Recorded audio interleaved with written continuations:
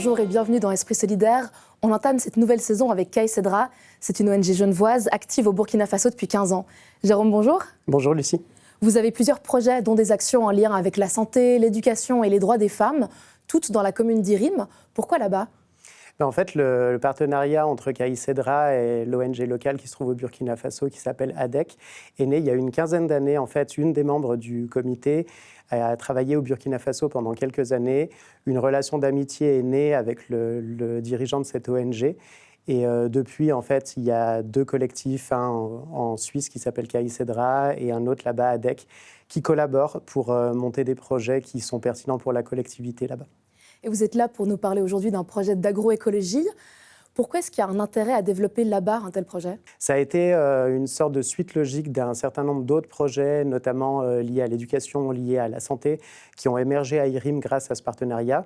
Et aujourd'hui, en fait, sur des fonds de la coopération genevoise, on s'attaque à cette thématique pour la souveraineté alimentaire dans la zone. Parce que les habitants rencontraient quelles difficultés en lien justement avec la souveraineté alimentaire ? Alors, des difficultés déjà d'accès à suffisamment de nourriture dans la zone. C'est une zone qui est assez loin en fait de la capitale.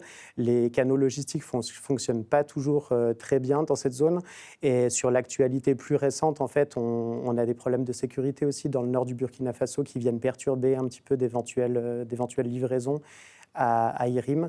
Et le challenge d'être autosuffisant sur cette thématique de la nutrition est vraiment clé. Le but, c'est dans un premier temps de convertir 21 hectares. Qui peut exploiter cette parcelle et à quelles conditions ? Alors, c'est les 21 hectares dont on parle, en fait, c'est une surface qui va être mise à disposition par des propriétaires terriens au bénéfice de foyers qui vivent dans cette localité d'Irim.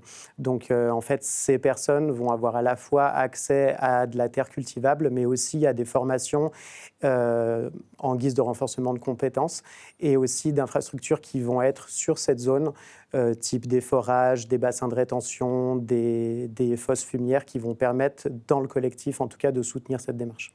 Une vidéaste a tourné des images sur place. On les regarde ensemble et puis on revient. Avec plaisir. Des tomates, des plants de baobab, de manguiers, le tout sur une parcelle de 21 hectares. Nous sommes au Burkina Faso, sur la commune d'Irim. Ce terrain est une zone de maraîchage collectif. Ici, l'ONG genevoise Kay Cedra collabore avec l'ADEC, l'Association pour le développement économique et culturel. Ensemble, ils accompagnent les habitants dans une transition vers l'agroécologie.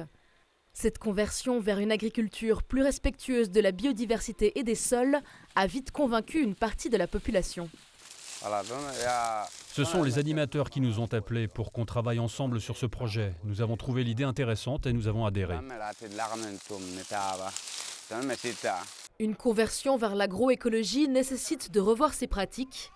Alors l'ADEC propose des formations. Chez Champ École, c'est un lieu de formation et de démonstration des pratiques agroécologiques. Donc quand on veut former les bénéficiaires aux pratiques agroécologiques, c'est au niveau de Champ École. Les habitants d'Irim sont ravis des nouvelles connaissances acquises. Nous avons énormément bénéficié de ce projet. Nous avons eu des formations sur le drainage agricole, la fabrication du fumier, l'élevage. Nous avons beaucoup appris. En plus de la formation, l'ADEC a installé des infrastructures sur le terrain. On est en train de construire les bassins, les forages.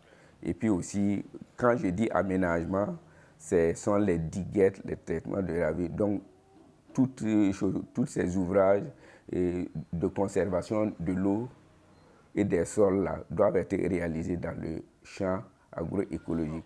Les avancées sont bel et bien là pour la population.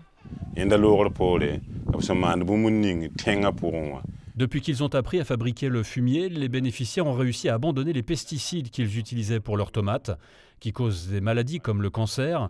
Et après un an de formation, les bénéficiaires utilisent des feuilles pour leur culture.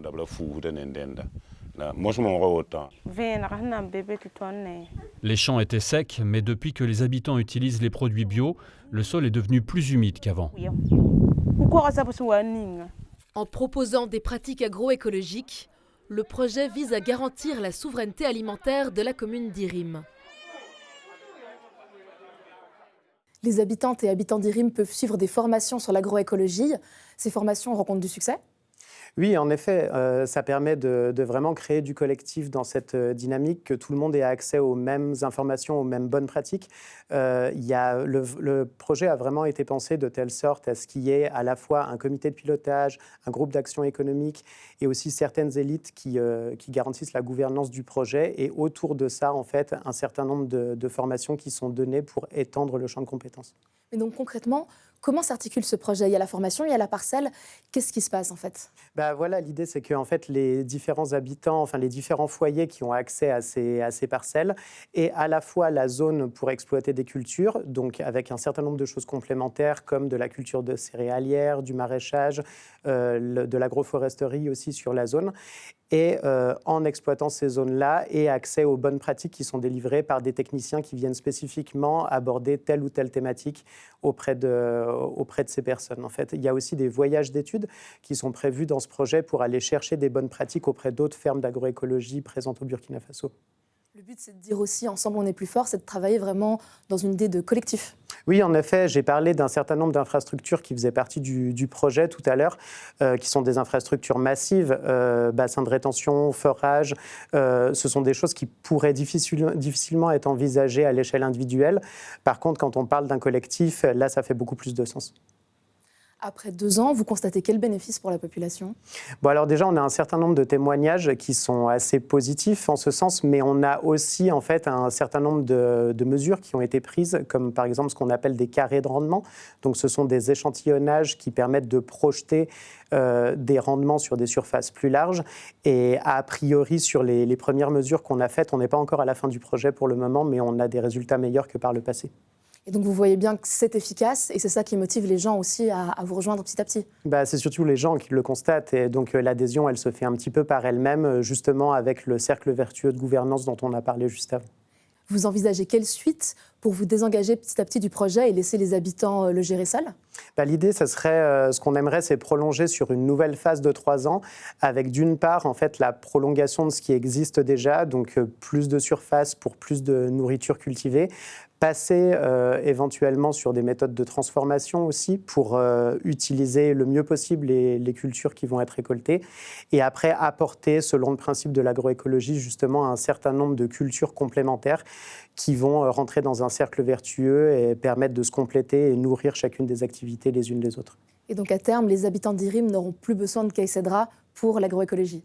Alors, c'est toujours si on en arrive là, c'est super et c'est toujours un résultat très multifactoriel, mais en tout cas, on espère contribuer à cet objectif, en effet. Merci Jérôme pour ces explications et merci à vous pour votre fidélité.